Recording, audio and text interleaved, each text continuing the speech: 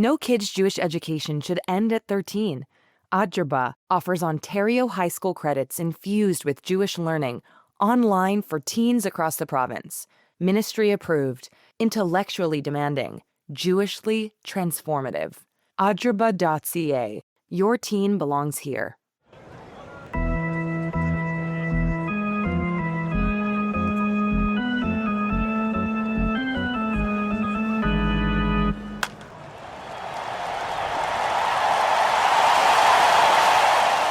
Hey everybody, we're the Menschwarmers. I'm Jamie. I'm here with my co-host Gabe. Gabe, how you doing, buddy? You know, I'm doing great. We are at the time in the Olympiad where the Winter Olympics come. We are mid-Olympiad. We're not at the end of an Olympiad, but we're mid-Olympiad.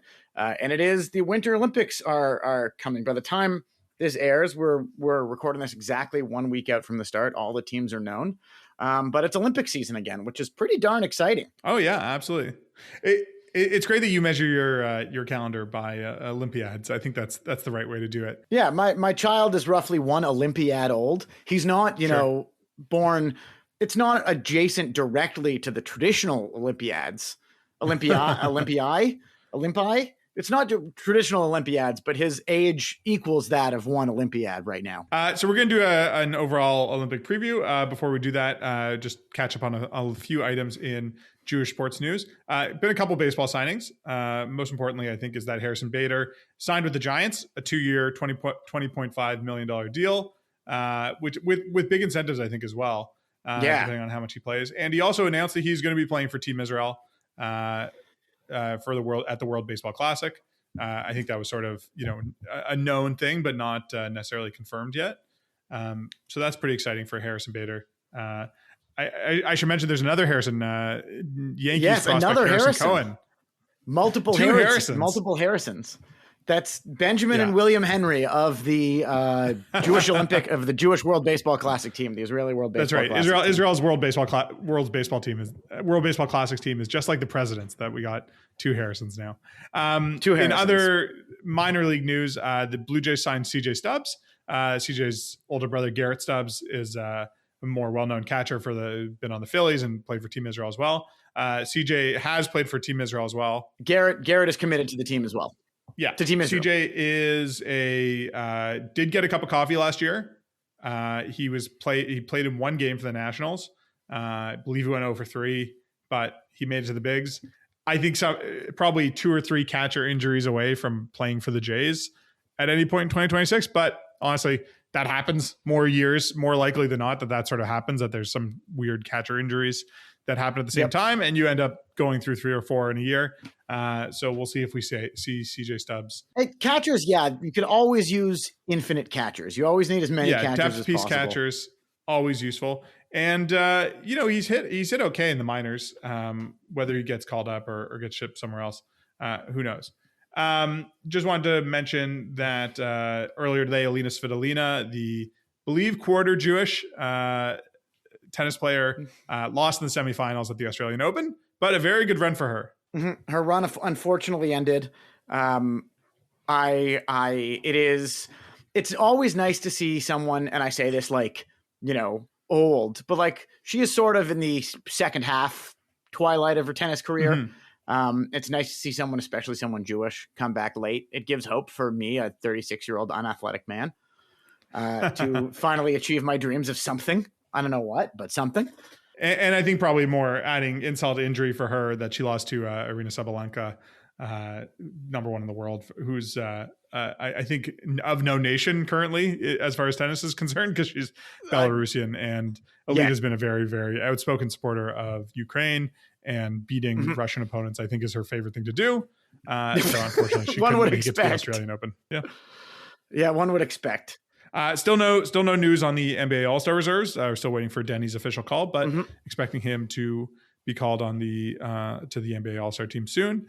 And we talked about that closer to if and when it happens. There are lots of rumors abound about trades right now. There's a report recently coming out linking Domantas Sabonis possible conversion to the Toronto Raptors. That would be pretty exciting if it happens, especially for the Toronto sports Jewish community, but time will tell. The NBA, the second half of the NBA season is upon us, and that's when the hot stove really starts to heat up. The oil is bubbling, and the latkes are ready to be fried. That's how hot the stove is. Yeah, we'll see if there's any Jewish players traded this year. I suppose some Nets could move, probably not, but probably not. I think Wolf and Saraf are probably still, but Sabonis is very likely to be traded. If he comes to Toronto, that would be pretty darn exciting for all of us, and we could actually get to the bottom of where he is in his conversion class. Possibly, we should reach out via. Set him up with a nice Toronto rabbi. Just one more piece of news before we move on. There was a exhibition hockey match scheduled through the Israel Elite Hockey League. It's called the Canada Challenge Cup. That was going to be taking place in a few weeks at the Coca-Cola Arena, and we've been advised it's been canceled. We don't have all the details on this yet. Aside from the cancellation, not sure exactly what the reasons were. I have seen some speculation regarding whether it was a security issue, whether they were expecting protests. Obviously, we saw that last year at the Davis Cup event in Halifax that involved the Israeli delegation. So something to keep an eye on, and we'll hear more about that in the future, hopefully.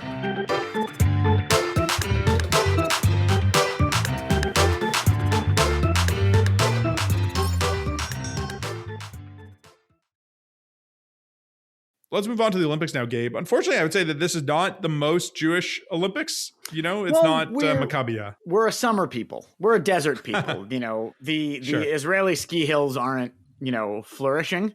I'm told there is one ski hill in Israel, but we are not sort of, I'll give you an example. I am a fairly athletic guy. We've talked about it. I know I describe myself non-athletic, but I do things. I've played sports my whole life. I have a lot of individual, athletic events. I have never, as a urban, modern Jewish person, I have never in my life put on a pair of skis. Literally not once. Really? That's weird. Yeah. No, that's weird. But I mean, you live in Canada. It's weird to have never gone skiing, I think. Yeah, but I think if someone has never gone skiing in Canada, they're probably an urban Jewish person. Fine, but I'm just saying, I could understand our cousins down in Boca maybe have never strapped on the flat sticks, but most Canadians. I took snowboarding lessons for one winter when I was a kid at Earl Bales Park. Okay, that's pretty close. And I didn't like it, but the skis themselves, I've snowboarded, but the skis themselves never been put on. Right. So not the most Jewish Olympics. We should start with the American squad. We talked about that might have the most Jews. Yeah. Well, aside from Team Israel, which we'll talk about as well. But we'll get there. Yeah, we've talked about Quinn and Jack Hughes. Ad nauseum. I feel like this podcast could, at some times, my portion of it could be a Quinn Hughes update tracker, just the Quinn Hughes show. But we also talked about Jeremy Swayman being on the team. We didn't get to, but we should talk because it's possible he could still be named, but seems unlikely. The omission of Adam Fox, who by a lot of metrics has been almost as good as Quinn Hughes has been this season in terms of defensive production. Defensively, he's an excellent player on a terrible team, the New York Rangers. And somehow he was left off. We also talked about Team USA women's starting goaltender, Aaron Frankel, who probably is the best women's goaltender in the world. And she, is expected to lead the team to at least the gold medal game. We'll see what happens there, but she is a big star. But we've also got some other American ice sports. I'll start. We've talked in the past about one Jewish grandparent, but still good enough for us, Michaela Schifrin, who's one of the greatest skiers of all time and is coming back for yet another Olympics to try and win yet another gold medal. I think a couple of golds have eluded her in her career, and she's coming back to get it. But this we should say she doesn't really identify as Jewish per se, but there's some heritage there. There's heritage there, and we've talked about that before. We're happy to continue to support that level of Judaism, the David Beckham level of Judaism, for example. Speaking of Jews in the news, and also speed skater Emery Lehman, or Lehman, sorry. Emery was part of the speed skating team at the 2022 Olympics and won a bronze medal in the team pursuit event. He will be returning as part of the U.S.'s speed skating delegation, and seems like a decent chance to medal. I'm not out there handicapping speed skating races, but he'll be out there. And speaking of sliding sports, which we'll get to later when it comes to, Israel, but speaking of sliding sports, more on the rock sliding, want to shout out mixed doubles curler and reigning national U.S. champion curler Cory Dropkin. It's a bit of a complicated scenario with curling. There's men's, there's women's, and there's mixed men and women together. Cory is currently the U.S. national champion for both mixed and men's, but he is going in as a mixed team. The men's team, it's not the Dropkin rink of Minnesota. It is the men's team is currently being skipped by a guy named Danny Casper, who, after some research, we currently do not believe he is Jewish, even though he is from Westchester, New York. That Cory Dropkin will be on the mixed doubles with a partner, a female curler who is not Jewish as well, who they'll be competing together. So watch out for Cory Dropkin. If you're a curling fan, we don't, I would say in terms of historical analogies, a Jewish curler is almost at Jewish BYU quarterback level of rarity. I don't know. There's been some Jewish. I'm sure there's been Jewish Canadians who've curled over the years. There's some that back in the 50s who won the Canadian Championship. I remember we talked about this at some point. Yeah, people have asked us if Sandra Schmerler was Jewish. We get that question a lot. Right. She was not. Schmerler the curler, but Cory Dropkin is Jewish. We are aware of him, so watch out. Mixed doubles relatively new curling event. I mean, it's new to the Olympics. I think this is the second time or third time they've done it. Third time it's been around. And right. Just to keep it interesting, Team USA is actually the reigning gold medalist of men's curling, so that's pretty exciting. We're likely to maybe they're getting better, and they've got Jewish curlers. So how about that? Moving on to Team Israel, which is sending a pretty decent sized delegation, 9 athletes in total to the Winter Olympics.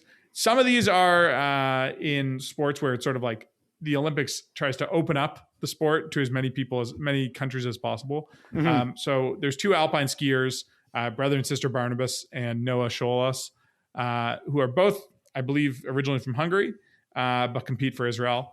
Yep. Barney had a decent Olympics last time. I think he came like 13th in the combined or something like that. He had like a decent finish in one of the skiing events I remember last time. For I think for the men's combined or something like that. Probably not going to medal, but could place in the teens or 20s. Noah Sholas, same thing. Will compete. I think just in the slalom events this year. So we'll see how she does. Skiing, anything could happen. You could luck into a great run. Somebody could trip. Somebody could catch an edge.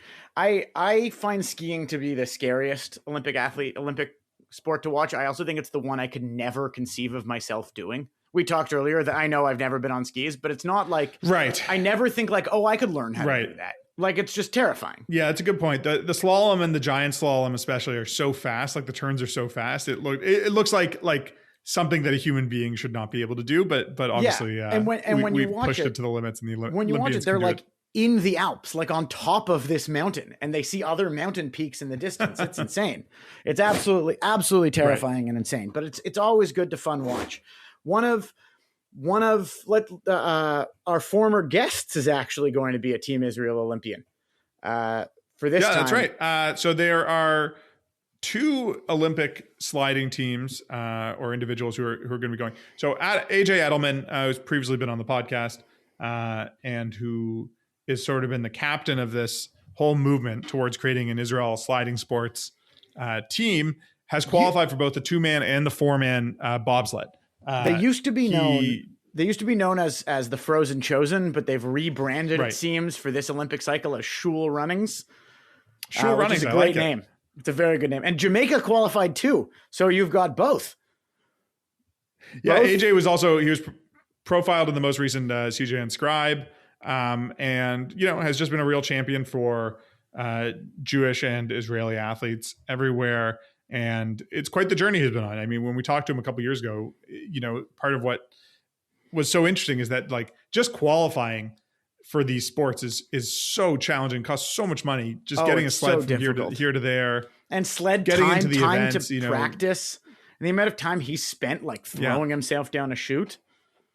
Oh, it's insane. And it's not like, again, like obviously like high level performance like requires training and stuff like that, but like there's a lot of sports that you can do anywhere at any time. And sliding sports, it's like, no, you can do it in like one of 4 places in the world. And like sometimes, like Sometimes. occasionally will be open to you. So it was quite a journey for him. I think a lot of our listeners have probably followed his journey, and it's incredible to see. So now is the first time Israel has qualified a bobsled team. AJ had made the Olympics in 2018 as a skeleton competitor. That's the best term I have for skeleton racer. I can't say, I don't know, skeleton or as a skeleton. He is a skeleton. He has one. No, his whole body went. His muscles went. His nervous system wasn't just a skeleton. But this year we have a new skeleton competitor, and that's Jared Firestone, a born American, I believe went to Tulane, a track star at Tulane, and is now qualified to be a skeleton competitor at the Olympics. Again, same thing. His journey, which we've been following, has just been, trying to raise money to get to events and do the sliding and get there, get enough points to qualify. Absolutely. It's very excited to see him there. Just rounding out the team Israel, there's a cross-country skier, Attila Cartez, who'll be competing in the 10-kilometer classical. And Israel also qualified a figure skater, Maria Seniuk, who'll be competing in the women's singles. Often there's male figure skaters as well, but this time no qualifiers from Israel. But still a pretty good delegation with the with the 4 different bobsledders. I believe that's 9 total Olympians, and between the skiing and both bobsledding, that's probably about 10 different events that Israel could be competing in. Yeah. I don't think this will be the time that Israel wins its first ever winter Olympic medal. Unlikely. Yeah. That said, sliding sports are weird. Somebody could fall just like somebody could catch an edge. Somebody can go all the right down. It's that's very, true. I very mean, cool. probably the best chance to win as an outsider is in the short track speed skating, where you can have everybody fall down, or snowboard cross or ski cross. But again, it's like you need to find the people who want to qualify. You need to find Jewish athletes who want to commit their whole lives to just qualifying for the Olympics. For Team Israel, it's incredibly hard to find. Again, there's not a natural winter sporting world in Israel, aside from some skating. And so it's really hard to make that happen otherwise. What's very interesting is that, like you said, because it's so difficult, 3 of the athletes that we talked about, Seniuk, Attila Cartez, and Jared Firestone, just had their Israeli passports approved like a week ago, maybe 2 weeks ago. So like there's like an immigration quagmire that Israel has to figure out in order to get some of these people to compete. Like these guys weren't Israeli citizens, and now they are. In order to get them to compete for the Olympics, because you have to be a citizen to be at the Olympics, and et cetera, et cetera. We talked about this with the baseball team. So it happened very, very quickly, but it only resolved itself 2 weeks ago, and now they can go. And that's like through a Knesset vote to make it happen. That's how, difficult it is to get Israel to send anybody to the Olympics, but they're going. It's been settled. It's exciting stuff. Yeah. Before we go, just rounding out some Olympic coverage, a few Mike Jacobs All-Stars we discovered in the process. I would say there's lots of Mike Jacobs All-Stars, especially because like a lot of American Olympians come from like Minnesota, where there's a lot of German names, a lot of similar names. There's type guy. Yeah, there's a Perlmutter who qualified for the U.S. Olympic snowboard team. Mike Jacobs All-Star. I was shocked to find out that there's non-Jewish Perlmutters, but now we know that. Now we know. So one I wanted to mention was Sarah Schlepper. Mike Jacobs All-Star. Yeah, Sarah's Colorado born, but is now competing for Mexico. I believe it's actually her 5th or 6th Olympics. 5th Olympics. And fifth Olympics, she'll be skiing for Mexico. So Sarah Schlepper, if you see it on your screen, not Jewish. There's got to be a new category of Mike Jacobs All-Stars whose name is a Yiddish word. Like Jaden Schmaltz, I feel like that's being one example. Right. But it's almost like it's too much, because like a Jew would not be called Schlepper. Like that's not a not a name that a Jew would choose themselves. Or like give to their friend. Maybe there was somebody in the town, like a big guy who carried shit would be like Schlepper. That's what they'd call him in the shtetl. But in the same way that like Schmaltz is like that's a word that was used. So it'd be weird for someone's name to be Schmaltz, but somehow there's non-Jews named Schmaltz. There's another one, from the French team, a French biathlete, Julia Simon. Mike Jacobs All-Star. Or however we pronounce with a French accent. I want to call her as a Mike Jacobs All-Star. However, She actually might medal. She, has won Olympic medals before. She's got a chance, but we don't want her. We don't want her as someone on our team. And here's the reason, because last year, just literally last year, she was kicked off the French biathlon team for stealing $15,000 from her teammates. She stole her teammates' credit cards to spend a bunch of money on it, admitted it, but she has such a good chance of winning a medal, they brought her back. The French Olympic biathlon team let her stay so she could compete after kicking her off. It's a bizarre thing. We don't want her. Even if she wins a medal, we don't want Julia Simon. Well, I guess we'll find out. It's good to support all kinds of athletes, both Jewish and Jewish sounding, and both straight, gay, and bi athletes. Hey, ho, my sides. Oi, my sides. Let's leave it there for now. I'm excited to watch the opening ceremony. Obviously, we will see Israeli delegation waving the flag proudly. I have no idea what the opening ceremony contains this year. Remember in Paris, it was on boats. That was fun. Yeah, that was Maybe pretty they'll cool. Have everyone going down the hill somehow. Probably they'll be walking around in the Italian stadium while we learn about the history of Milan fashion. I was about to say whatever. Sausage making and meat and Northern Italy. I think Northern Italy is the meat kind. Less pasta, more meat, from what I understand. Right. It's the rice pasta, rice spaghetti divide. So they're in the north. So they eat cream with their rice and sausage and whatnot instead of poor people eating pasta with tomatoes. There's always so much like cultural stuff. The Olympics is like it's like one of those things that's like you can't analyze it too much. You just got to accept it for what it is. And we're gonna learn like more about thing, the history of Milan. Like I wonder if there are Southern Italians that like are boycotting the Olympics because it's in the north. Like they would rather it be in France or something like that. Like they probably consider it might as well already be France, given that it's the north. It's a totally different place. It's Cortina, I think especially is like the poshest, fanciest Italian Alps. Like, there's people who they ate to the north like Furio Giunta and aren't going to support the exactly. Furio's not gonna be happy with this. I wish them well. I'm glad the Olympics are back in the Alps for the next 2 times because like it's a reasonable time difference. Yes, like we could actually watch Olympic events, and the last 2 Olympics being in China and Korea were awful for anyone who wanted to watch any sports during the day. It's skiing is still going to be because skiing's early in the morning. So if you want to watch those downhill ski psychos throw themselves down the hill, but I'm just saying, like personally, like my time that I can watch the Olympics is like after work, or like maybe first thing in the morning or something like that. But like the 10-hour, 12-hour time difference really made that impossible. Totally. And if you're going to watch like a primetime hockey game, it'll be at 3 p.m. Yeah. And if you listeners, if you hear about somebody who sounds Jewish or you hear about somebody who is Jewish at the Olympics, reach out to us. Let us know. Happy to profile and give some shine on anyone we find out. Or if you are Jewish at the Olympics, if Danny Casper is a listener of this podcast, he can reach out and tell us that he is Jewish. Him and I can talk, about the movie theater and Rye and various Westchester shibboleths. Sure. As always, we're brought to you by the Canadian Jewish News. You can find our podcast and articles and everything else at the Canadian Jewish News website, thecjn.ca. We're produced by Michael Fraiman, who may be off for a little while. Got an addition to the family coming soon. And follow us on Twitter at Menschwarmers. Thanks for listening.